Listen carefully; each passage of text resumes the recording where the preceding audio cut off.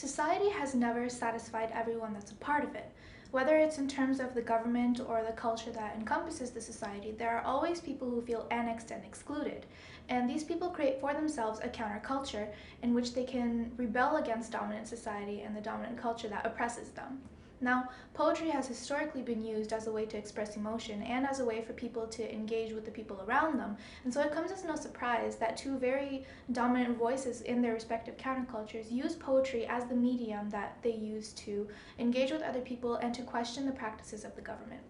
Allen Ginsberg wrote Howl in 1956, and the topic of his poem, the contents that he discusses within his poem, are the identity of youth and the way that the government is holding them back from reaching their full potential.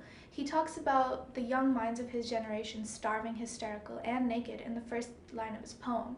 And in order to actually really rebel against the standards that are set on people, he forgoes the use of grammar and syntax, writing in a free verse style for his entire poem, and he actually writes the entire first sentence of his poem is 142 lines, and that's his first stanza. So you get a good idea of his rejection of dominant ideas of what is and isn't correct. Allen Ginsberg is a queer man in America after the Second World War and during the Vietnam War and during the Cold War. As someone who's different from what culture and what society deems as normal and correct, he's often subjugated. The people like him are often excluded from society and are told that they're wrong. Through his poetry, he questions this, forces people to pay attention to the fact that the government is really restricting so many bright young minds by creating this sort of dichotomy. Allen Ginsberg does what Amiri Baraka does 42 years later.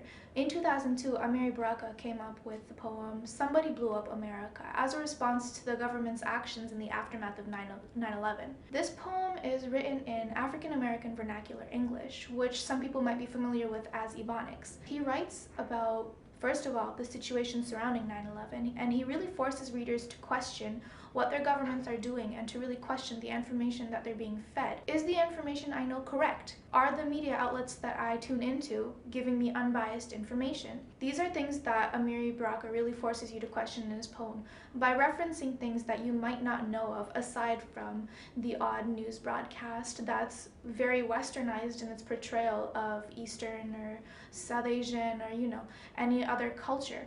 So Amiri Baraka, he has a very strong opinion that 9/11 is implicitly from America. Amiri Baraka and Allen Ginsberg are writing in such different times that it's really hard to think that nothing really changed in their society. I mean, if someone's writing and so many people are listening to what these people are writing, then shouldn't something have changed by now? But you have two prime examples of people who are subjugated and annexed as individuals, as well as people part of a collective that the dominant culture decides is not okay or not normal or average. It really brings to question, is the government and is dominant society doing enough in order to bring these people back into dominant society? And is the dominant society one that includes, and is it the one that we should all be considering the good society?